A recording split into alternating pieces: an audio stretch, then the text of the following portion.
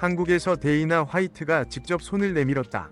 오디션도 없이, 컨텐더 시리즈도 없이 그냥 바로 UFC 계약서가 날아왔다. 한국 선수에게 이런 일이 생긴 게 몇 년 만인지 아십니까? 2019년 정다운 이후 무려 6년 만입니다. 도대체 이 남자가 누구길래 UFC가 먼저 손을 내밀었을까요? 지금 마카오로 향한 26살 청년 이이삭, 코리안 탑팀이 또 하나의 중량급 파이터를 세계 최고 무대에 올려놨습니다. 오는 30일 UFC 파이트 나이트 277, 브라질 베테랑 루이스 펠리피 지아스와 데뷔전을 앞두고 있는데 이 경기 단순히 신인의 첫 등판이 아닙니다. 그 뒤에는 훨씬 더 큰 이야기가 숨어 있습니다. 채널 구독과 좋아요 잊지 마시고 다음 소식과 이야기들도 놓치지 마세요. UFC 파이트 나이트 277 중국 마카오 갤럭시 아레나 2026년 5월 30일 이 무대에 처음으로 이름을 올린 한국 신인이 있습니다. 이이삭 26세 전적 8승 1패. 하지만 숫자가 전부가 아닙니다. 이 선수의 진짜 무게는 전적표 바깥에 있습니다. 코리안 탑팀 줄여서 KTT 대표 하동진, 전찬열. 한국 MMA 팬이라면 이 이름이 낯설지 않을 겁니다. 양동희, 정다운, 박준용, 김상원 모두 이 체육관을 거쳐 UFC 무대를 밟은 이름들입니다. 그리고 이제 이이삭이 그 계보를 잇습니다.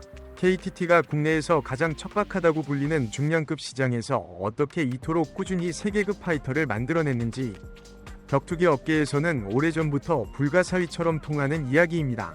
관계자들 사이에서는 KTT의 진짜 무서운 점은 아직 공개되지 않은 선수들이 더 많다는 것이라는 말이 공공연히 나올 정도입니다. 이이삭이 처음 KTT의 문을 두드린 건 2017년이었습니다. 일반 회원 자격으로 입문했다는 사실이 지금 생각하면 믿기 어렵습니다. 당시 전찬열 감독은 그를 처음 보자마자 운동감각과 피지컬에서 특별한 무언가를 감지했다고 전해집니다. 학창시절 엘리트 유도 선수로 단련된 몸, 클린치 압박과 테이크다운 센스, 거기에 KTT 특유의 레슬링 시스템이 더해지면서 이이삭은 빠르게 완성형 파이터로 진화했습니다. 복싱 훈련까지 병행하며 타격 능력까지 끌어올린 그는 결국 체육관 안에서 가장 주목받는 이름 중 하나가 됐습니다. 전적 8승 1패. 숫자는 소박해 보일 수 있습니다. 하지만 내용을 들여다보면 이야기가 달라집니다.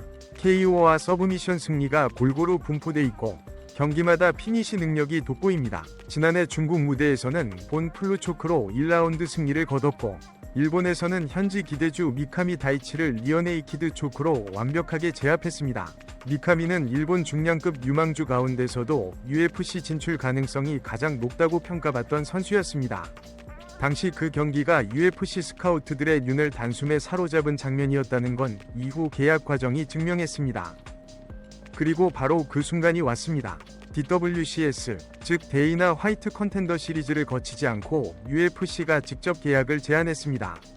대부분의 신예들이 그 오디션 무대를 통해 기회를 얻는 것과 비교하면 이건 굉장히 이례적인 일입니다. 한국 선수 기준으로는 2019년 정다운 이후 6년 만에 직행 계약입니다.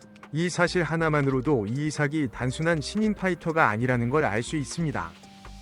이번 마카오 원정에는 하동진 감독과 UFC 파이터 정다운, 강민성, 송존 등이 함께했습니다. 특히 정다운의 합류는 이이삭에게 단순한 팀 동행 이상의 의미를 가집니다. 정다운은 UFC 데뷔 무대부터 세계 랭커들과 맞붙으며 한국 중량급의 경쟁력을 온몸으로 증명해온 선수입니다. 그런 선배가 곁에 있다는 것, 매일 같은 공간에서 훈련해왔다는 것, 그것이 이이삭에게 갖는 심리적 안전망은 숫자로 환산할 수 없습니다. KTT 내부에서는 이이삭에 대해 정다운 이후 가장 UFC 스타일에 가까운 중량급이라는 평가가 이미 돌고 있었습니다. 유도 베이스의 클린치 압박, 강한 상체 힘, 그리고 레슬링 압박이 조합된 싸움 스타일은 UFC 옥타곤 안에서 충분히 통할 수 있다는 게 팀 내부의 일관된 분석입니다. 이제 상대를 살펴봐야 합니다. 루이스 펠리피 지아스, 31세, 브라질, 전적 17승 5패. 오랫동안 브라질 지역 무대에서 웰터급 챔피언을 지낸 베테랑입니다. KO와 서브미션 양쪽을 모두 구사할 수 있는 웰라운더로 DWCS 승리를 통해 UFC에 입성했습니다. 이이삭보다 5살 많고 경험도 훨씬 풍부합니다. 전찬열 감독은 지아스는 웰터급 시절부터 상당히 경쟁력 있던 선수라고 평가하면서도 객관적인 전력을 5대5로 본다고 밝혔습니다. 쉬운 상대가 아니라는 뜻입니다. 동시에 이이삭이 충분히 이길 수 있다는 뜻이기도 합니다. 이번 경기의 핵심은 결국 하나입니다. 압박. 이이삭이 원하는 흐름대로 클린치와 상위 압박을 형성할 수 있느냐, 없느냐, 그 압박을 얼마나 일찍, 얼마나 지속적으로 가져가느냐에 따라 경기의 색깔이 완전히 달라집니다. 반대로 지아스가 경험을 바탕으로 거리를 관리하고 흐름을 흔들 경우 이이삭에게는 쉽지 않은 변수가 될 수도 있습니다. 하지만 KTT 내부의 분위기는 흔들리지 않습니다. 괴물들과 훈련하면 결국 괴물이 된다. KTT 선수들이 자주 입에 올리는 말입니다. 정다운, 박준용 등 UFC 경험자들과 매일 스파링하며 세계 무대의 감각을 몸에 익혀온 이이삭이 옥타곤의 압박감에 쉽게 무너지지 않을 것이라는 믿음이 팀 전체에 깔려 있습니다. 그 믿음은 단순한 응원이 아니라 수년간 함께 훈련하며 실제로 보고 느낀 것에서 나온 확신입니다. 이이삭 본인도 차분했습니다. 출국 전 마지막 인터뷰에서 그는 경기날이 다가오면서 굉장히 설레기도 하고 기대도 된다고 했습니다. 그리고 한마디를 덧붙였습니다. 지금의 자신감이 확신이 될 수 있도록 마지막까지 최선을 다하겠다. 자신감과 확신, 비슷해 보이지만 완전히 다른 두 단어. 이이삭은 마카오에서 그 차이를 증명하겠다고 했습니다. 솔직하게 말씀드리겠습니다. 저는 이이삭이 이 경기를 이긴다고 봅니다. 그것도 판정이 아니라 피니시로. 근거 없는 응원이 아닙니다. 지아스는 분명히 강한 선수입니다. 17승 중 상당수가 피니시 승리이고 브라질 지역에서 챔피언까지 오른 선수를 가볍게 볼 수는 없습니다. 하지만 저는 이 경기에서 결정적인 비대칭이 하나 있다고 생각합니다. 바로 압박에 대한 경험의 차이입니다. 지아스는 DWCS를 통해 UFC에 올라왔습니다. 그 무대에서 상대한 선수들과 이이삭이 매일 KTT에서 스파링한 상대들은 레벨이 다릅니다. 정다운, 박준용과 매일 붙어온 사람의 몸이 기억하는 압박의 밀도는 경기 몇 번으로 만들어지는 것이 아닙니다. 이이삭의 클린치 압박이 본격적으로 들어가는 순간 지아스가 버티는데 한계가 올 것이라고 저는 예상합니다. 2라운드 안에 서브미션 또는 그라운드 파운드로 경기가 끝날 가능성이 높다고 봅니다. 물론 틀릴 수 있습니다. 이게 UFC입니다. 하지만 저는 이이삭이 마카오에서 그냥 데뷔하는 것이 아니라 인상적인 피니시로 이름을 알리고 돌아올 것이라고 확신합니다.